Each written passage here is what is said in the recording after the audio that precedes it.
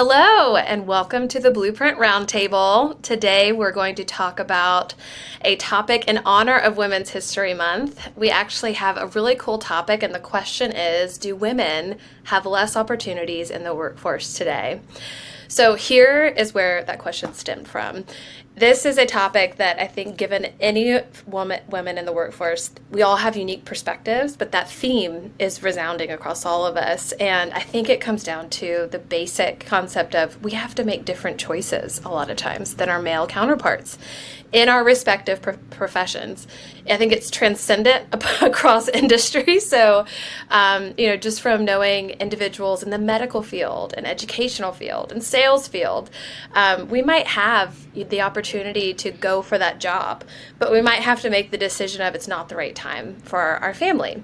It's not the right time for my mental wellness. There's a lot going on that I'm balancing. I maybe just had a baby 9 months ago. And so sometimes it's a conscious decision of our own because of the kind of unspoken labor of women that we do just to keep the world turning outside of our day jobs. And it plays a factor more than people think in the decisions that we make, also with the opportunities that we're provided, that I don't think our counterparts in our respective fields quite have to deal with on the same level. Lizzie, I'd love to hear your perspective. Yeah, I definitely agree that women don't have the same opportunity. Just in my personal career alone, I'd say the biggest thing I've noticed is seeing a lot of men in leadership roles. In my own personal experience, I've probably had 5 managers, I would say, and the majority of them have been men. Now, I've had the opportunity to work with some phenomenal leaders that are women and be able to see the drive. But yes, I do think that shows one thing in particular is women don't always have the same opportunity when it comes to that growth. The fact that I've been able to work with so many leaders that are men and not as many women really sometimes can be discouraging as to wondering where will my growth continue to grow and will it be halted because I am a female? Yeah. Yeah. I agree with everything that you all are saying. I think the first thing that we have to recognize is it will never be fully on equal playing fields to some extent. And whether you want to have kids or not, there are a lot of women that have kids, right? Not that there's not a lot of men that don't have kids, but obviously for women, we have to carry the child. There's things in the beginning that only we really can handle and take care of, right? And so there is just a different level of choices and challenges that we face, right? And that's just the nature of the world. No one can change that, right? Only females can physically give birth to children, right? You can adopt and all those things, but there are physical, medical things that keep you out and make things more challenging. That are never going to hold us back. And I think, and Emily, you had said this, but we just need people to understand and be educated on that, right? And I think that's in order to have empathy, because right now, sometimes I remember one of our very first clients when we first started out at Blueprint, they wanted to hire women, but they had like 75% travel with their jobs, and they couldn't understand why they weren't getting any women. And I was like, but listen, that is only going to apply to a certain age, and even that age isn't going to necessarily want to do that, right? Because number one, if you want to have a family, or that's not going to be fun to travel around being pregnant and trying to also potentially take care of a kid. And you could say, well, a man that has a family, that's going to be hard for him if he wants to be with his kids. Fair, right? But there's an extra level of complexity for women. And then also too, as you grow up as a woman, and there are certain things that you're just like second nature are taught, like you have to be careful of, right? Like, Yeah. Hey, make sure that, someone knows where you're at when you're in a rural town and you are taking a taxi or whatever, right? Like, make sure you stay at a safe place, at a hotel, are you traveling by yourself? That can make, I always felt nervous and a little uncomfortable, depending on where I was traveling, to some extent. And I was fine with it, but it's just, my guard has to be up, right? Like, you talk to most women and it's not, you don't sound crazy if you're like, oh yeah, when I go to my car after I've come out of the, grocery store or Target, I look in the back to make sure no one's there. I look around me to make sure is someone coming. Like that's just like second nature, right? So I say all of those things because there's a level of like safety and things that we have to like be more mindful of. So when we take opportunities, it's not just, I want this, but figuring out how it plays into our life for our safety, family, and there's just additional elements that, fair or not, we have to take into account, and we'll never change to that stance. So I think people just have to be really mindful of like understanding that. And if they're like, I do understand that it shouldn't be the case, well, there's a reason why you have more men in leadership roles than women. And it's because people don't understand those things and they don't have empathy and they don't care for it, right? That's why the whole like, I love it when people say, we would never penalize a woman for going on maternity leave or spending time with her family. But when you tell them the reason for the gap in their resume, they're like, I don't believe them. Like, and it's just an example of unconscious sexism, right?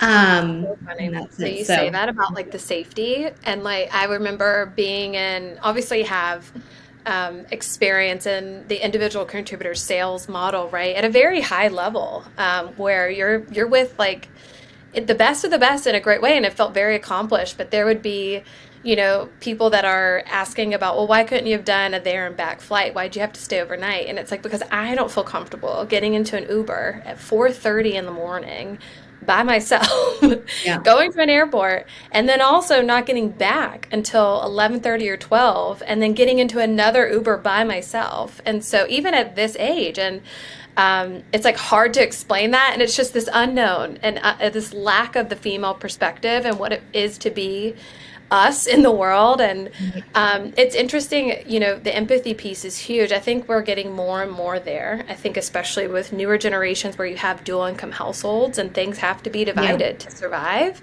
and to maintain a level of living.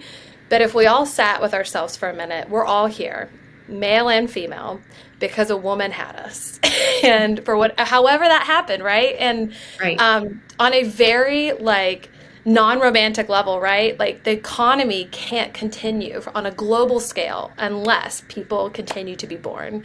So it really does blow my mind that it's not more accessible to have a woman in any type of role, not just leadership, having to nurse after I went back to work and then having to also travel. Most major airports don't have nursing areas, and you also you don't have a feasible and financially aligned way to get that back to your baby. So it's all wasted. And so it's like little things like that like whether you're in leadership or not, people just don't quite understand the perspective, and it does limit women. It does mean that we have to say no to some of the same opportunities, or we're turned down because there's a perception of unconscious bias that we can't handle it, when really we could if the playing field was leveled, where we were able to stay the night instead of having to do a there and back flight because that was just okay. But yeah, you got me thinking on that one when you were talking about the safety piece. Like it's such a huge element to what women are willing to take on in the workforce.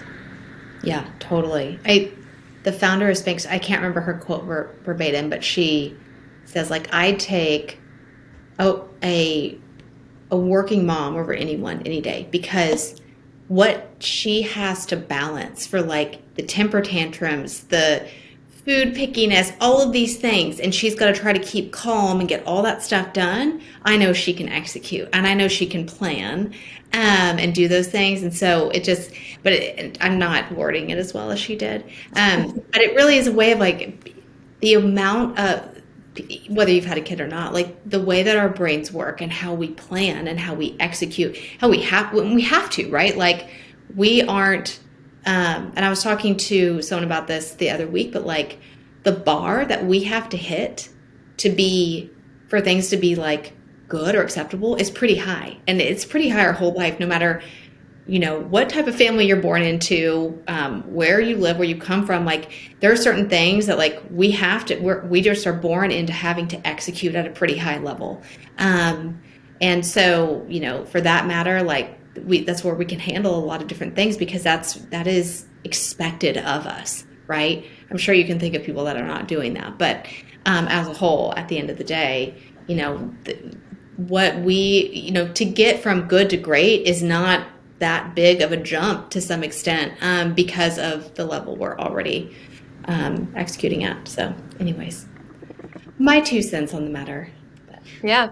No, I think all of it is incredible. I think there's many powerful women in honor of Women's History Month that have gone before us, and I think that we're doing them very proud, in my opinion, and just the women that I have had the privilege to work with. So, a topic that is near and dear to all of our hearts, and one that I think has a presence to be talked about even more so outside of 1 month.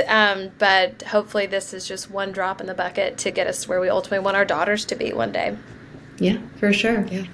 And look, if you want to try to attract more women, or to figure out how can you make them more comfortable, because we're not asking you to change things that are needed for your business, do something very simple and ask them, right? Yeah. Ask them. I can tell you, we will answer.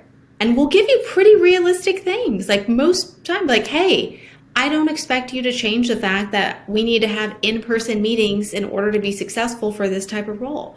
But knowing that, I can't do things in 24 hours, and that you appreciate how hard it is for me to try to plan all that out to get a sitter and, daycare situated, and knowing how attached my kid is to me because I did grow them inside my body, right? So it's just a natural thing. You have a meltdown, all that kind of stuff. Just knowing that you appreciate that is enough, right? And so you don't have to jump over the moon here. It's actually pretty simple stuff that you can do.